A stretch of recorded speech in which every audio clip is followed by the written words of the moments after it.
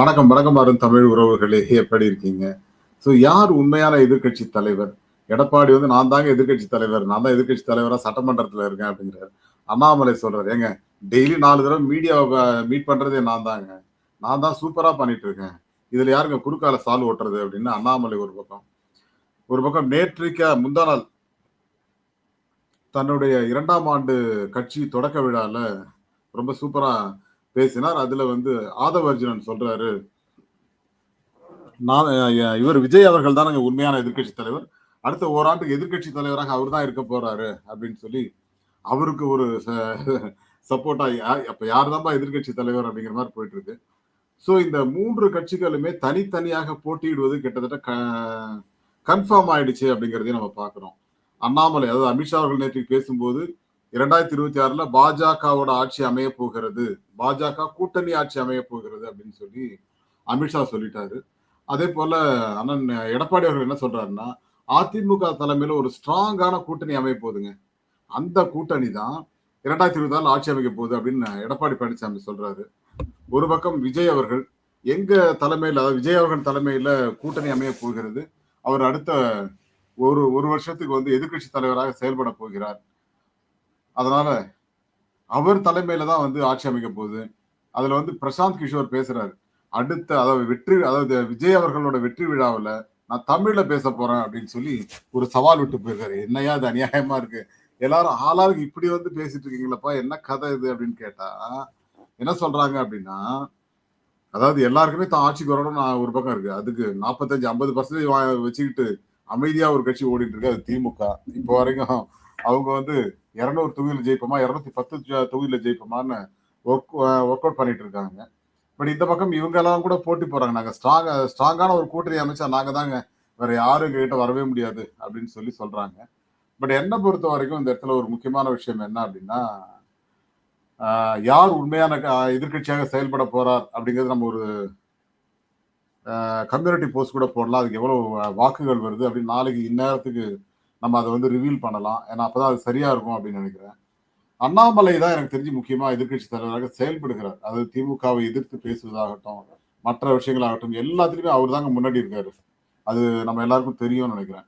அந்த வகையில பார்த்தா அவரு ஒரு ஸ்டெப் ஹெட்ல இருக்காரு அப்படிங்கிறது பார்த்தா தெரியுது. பட் என்ன பொறுத்த வரைக்கும் இதுல முக்கியமான ஒரு விஷயம் என்ன அப்படின்னா, அண்ணாமலை அவர்களுக்கு அதாவது திமுகவை எதிர்த்து பேசுவாரு, அதிமுக எதிர்த்து இப்ப கொஞ்ச நாளா அதிமுக எதிர்த்து பேசுறது இல்ல.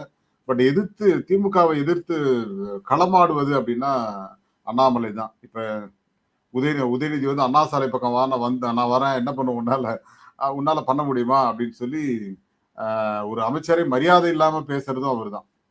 அந்த பாயிண்ட் உங்களுக்கு புரியுதா? அதுல இருந்து என்ன தெரியுது அப்படின்னா, எதிர்க்கட்சி தலைவராக செயல்படுகிற ஒரு இது வந்து அவருக்கு தான் தெரியுது. இன்னொரு விஷயம் சொன்னா என்னன்னா, எடப்பாடி பழனிசாமி அப்பப்ப பேசுறாரு, நான் இல்லைன்னு சொல்ல, பட் அது ஒரு கண்டினியூட்டி இல்லாம இருக்கு. அண்ணாமலை கண்டினியூட்டி இல்லாம இருக்கு, பட் ஆனா தொடர்ச்சியா அவர் பேசிக்கிட்டே இருக்காரு. பட் எடப்பாடி அவர்கள் வந்து இன்னைக்கு கூட இப்போ ஒரு பேட்டி கொடுத்துட்டு இருந்தார், பார்த்தேன். திமுக வந்து போதை பொருள் நடமாடி கொண்டிருக்கிறது அப்படின்னு. போதை பொருள் இப்ப நடமாடிட்டு இல்லைங்க, அதை செக் பண்ணி எல்லாரையும் கைது பண்றாங்க கிடைக்கிறவங்க எல்லாம். ஆனா அதிமுக ஆட்சியில 10 வருஷத்துல ஒண்ணுமே வரலையே அப்படிங்கிற ஒரு கேள்வி இருக்கு. அப்ப வளர்ந்தவங்க தான் இப்ப எல்லாரும் ஒவ்வொருத்தரும் மாட்டிட்டு இருக்காங்க. அதுதான் தவறாக வந்து பதிவு பண்றாரு எடப்பாடி அவர்கள்.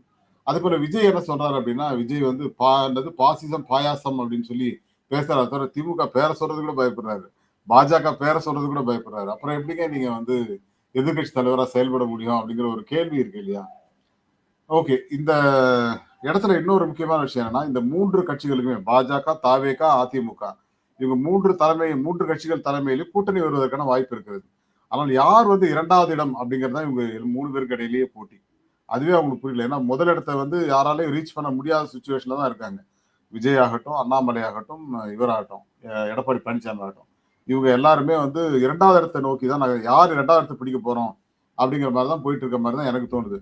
ஏன்னா திமுக மீது மக்களுக்கு ஒரு சில வெறுப்புணர்வுகள் இருந்தாலும் அது ஆட்சியை மாற்றுகிற அளவுக்கு வெறுப்புணர்வாக இல்லை அப்படிங்கிறது நம்ம கண்கூடா தெரியுதுங்க.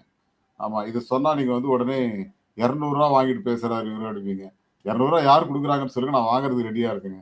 அட்லீஸ்ட் அது யூடியூப்ல வருமானம் வரலனாலும் 200 வாங்குவோம் டெய்லி. அதுவும் 6000 ஆச்சு மாசம். ஆமா, என்ன பேசுறது? அதாவது அப்படி சொல்றவங்கலாம் யார் 200 யார்கிட்ட வாங்குறான்னு தான் தெரியல. Okay. Jokes apart. Yes. Edappadi Palaniswami அவர்களுக்கு வந்து இப்ப பெரிய சிக்கல் என்ன அப்படின்னா, இந்த 2026 சட்டமன்ற தேர்தல்ல ரெட்டலை இருக்குமா அப்படிங்கிறதே பிரச்சனை இப்போ அவருக்கு. ஏன்னா, நீங்க அமித்ஷா கோயம்புத்தூர் அவ்வளோ கான்ஃபிடென்ட்டா பேசுறாரு அப்படின்னா, 2வது இடத்திற்கான முயற்சி அப்படின்னு தான் எனக்கு தோணுது. அதாவது அதிமுகவை அழித்துவிட்டு அந்த இடத்துக்கு பாஜக வந்துடணும் அப்படிங்கிற ஒரு எண்ணத்துல தான் அமித்ஷா அவர்கள் அப்படி பேசுகிறாருங்கிற ஒரு சந்தேகம் இருக்கு. அப்படி பார்த்தால் இரட்டை இலையை இழப்பதற்கான வாய்ப்பும் இருக்கிறது. ஏன்னா ஏற்கனவே தேர்தல் ஆணையம் தன்னுடைய வேலையை தொடங்கியாச்சு அப்படிங்கிற மாதிரி கூட தோணுது. ஸோ இதை பத்தி நீங்க என்ன நினைக்கிறீங்க அப்படிங்கிறதையும் சொல்லுங்க. ஏன்னா இப்ப எடப்பாடி பழனிசாமி அவர்களை பொறுத்த வரைக்கும் தன்னை வந்து நிலைநிறுத்திக் கொள்ள வேண்டும் அப்படின்னு ஆசைப்படுறாரு. ஓபிஎஸ் சேர்க்க மாட்டேன், சசிகலாவை சேர்க்க மாட்டேன், டிடிவி தினகர்லாம் கண்டுக்கவே மாட்டோம், இவங்கெல்லாம் வந்து துரோகிகள், இவன் ஓனாயும் வெள்ளாடும் ஒரே இடத்துல இருக்கக்கூடாது அப்படின்லாம் சொல்லிட்டு இருக்காரு இல்லையா? பட் அந்த வகையில பார்த்தோம் அப்படின்னா அவர் அது தனிச்சிருக்கணும் அப்படின்னு ஆசைப்பட்டாரு. அதிமுக என்னுடைய தலைமையில தான் அதிமுக தலைமையில தான் கூட்டணி அப்படிங்கிறாரு இல்லையா? ஸோ அந்த வகையில விஜயும் அவர் கிட்ட சேர்க்கறது வாய்ப்பு இல்லை, பாஜக கிட்டயும் அவர் போற மாதிரி வாய்ப்பு இல்லை. ஸோ இந்த சூழல் தான் கிட்டத்தட்ட 5 கட்ட போட்டி அப்படிங்கிற மாதிரி இருக்கு. அதாவது 5 கட்ட போட்டினா 20, 25% மேல வாங்கினாலே நீங்க வந்து ஆட்சிக்கு வந்துடலாம். ஏன்னா யார் முதல்ல 25, 30% வாக்குகள் வச்சிருக்காங்களோ அவங்க ஆட்சிக்கு வர்றதுக்கான வாய்ப்பு அதிகமா இருக்கு. 150, 160 இடங்களை ஜெயிப்பாங்க. ஒருவேளை 40% இருந்தா அவங்க 200, 180, 200 இடங்கள் ஜெயிப்பாங்க அப்படிங்கிற மாதிரி தான் தமிழ்நாட்டு சூழ்நிலை இருக்கு. ஸோ அந்த 40% வாக்குகளுக்கு மேல வச்சிருக்கிற ஒரே கூட்டணி திமுக கூட்டணி தான். ஸோ அதனால அவங்க தான் முதலிடத்துல இருப்பாங்க அப்படிங்கிறது கண்கூடா தெரியுது. சரி, இப்ப விஜய் எவ்வளவு எடுப்பாரு? பிரசாந்த் கிஷோர் சொல்றாரு 15ல இருந்து 20% சொல்றாரு. 15% வச்சுக்கிட்டா நீங்க எத்தனை இடத்துல டெபாசிட் வாங்க முடியும்? ஒரு 30, 40 தொகுதியில டெபாசிட் வாங்கலாமா? ஒரு இடத்துல ஜெயிக்கலாமா? அதான் பண்ண முடியும். அதுக்கு மேல ஒண்ணும் பண்ண முடியாது. இப்ப நீங்க இவர் அதிமுக பாத்தீங்கன்னா தென் மாவட்டங்கள் சுத்தமா அவுட்டு. இப்ப கொங்கு மண்டலத்திலையும் ஓட்டை பிரிச்சுக்கிறாங்க பாஜகவும் அதிமுகவும். அதே போல வட மாவட்டங்கள்ல பெரும் போட்டி இருக்கு. ஸோ அந்த வகையில பார்த்தா கிட்டத்தட்ட ஒரு 40, 50 தொகுதியில டெபாசிட் வாங்கினாலே பெரிய விஷயங்கிற மாதிரி இருக்கு இப்போ அதிமுகவோட நிலைமை. அதிமுக பாமக வந்ததுன்னா கொஞ்சம் தப்பிப்பாங்க வட தமிழ்நாட்டுல. மற்றபடி பாத்தீங்கன்னா வாஷ் அவுட். அதிமுக இப்ப பாஜக வந்து பாமக கூட்டணியில தக்க வைக்க போதா, இல்ல பாமக வந்து இல்ல அதிமுக பக்கம் போயிடலாம்னு முடிவெடுக்க போறாங்களான்னு தெரியல. ஏன்னா இன்னொரு பிரச்சனை இருக்கு. இந்த ராஜ்யசபா எலெக்ஷன் வருது இல்லையா? அதுல வந்து பாமகவுக்கு ஒரு ராஜ்யசபா சீட் ஒதுக்கினால் அன்புமணி வந்து அதிமுக கூட்டணிக்கு வர தயார் அப்படிங்கிற மாதிரி சொல்லி இருப்பதா ஒரு தகவல் வருது. ஏன்னா பதவிதான் முக்கியம் அவங்களுக்குலாம். ஸோ அந்த வகையில பார்த்தா அதிமுகவை நோக்கி நகர்கிறாரோ அப்படின்னு. ஒருவேளை அதிமுக, பாமக, தேமுதிக கூட்டணி வருகிறது என்றால் கண்டிப்பா அதிமுக தனித்து ஒரு 30 இடங்கள்ல ஜெயிப்பாங்க. பாமக ஒரு 5 இடத்துல ஜெயிப்பாங்க. தேமுதிக ஒரு 2 இடத்துல ஜெயிக்க வாய்ப்பு இருக்கு. ஸோ இதுதான் நடக்கும். பட் தேமுதிகவுக்கு ஒரு பிரச்சனை இருக்கு. என்ன அப்படின்னா தேமுதிக ராஜ்யசபாவை எதிர்பார்க்கறாங்க. பட் அது எடப்பாடி கொடுப்பாரா இல்ல நழுவ விட்டு விடுவாரா அப்படிங்கிற மாதிரியான செய்திகள்லாம் போயிட்டு இருக்கு. ஸோ இந்த மாதிரி ஏகப்பட்ட பிரச்சனைகள் ஓடிட்டு இருக்குங்க. ஸோ இங்க யார் எதிர்க்கட்சி அப்படிங்கிறத விட யாருக்கு ராஜ்யசபா கிடைக்குங்கிற போட்டி ஒரு பக்கம் ஓடிட்டு இருக்கு. ஸோ அந்த வகையில யார் கூட்டணியில நிலைக்க போறாங்க அப்படிங்கிறதா இன்னும் கன்ஃபியூஷன்ல ஓடிட்டு இருக்கு. இப்போ தேமுதிகவுக்கு ராஜ்யசபா கொடுக்கலன்னா அவங்க அதிமுக கூட்டணியில் இருப்பாங்களா இல்லை தொடர்வாங்களாங்கிற பிரச்சனை இருக்கு. ஸோ இப்படி பல சம்பவங்களுக்காக நம்ம காத்திருக்கிறோம். பார்க்கலாம், இதுக்கு மேல ஏதாவது அப்டேட்ஸ் கிடைச்சா நானும் பேசுறேன்.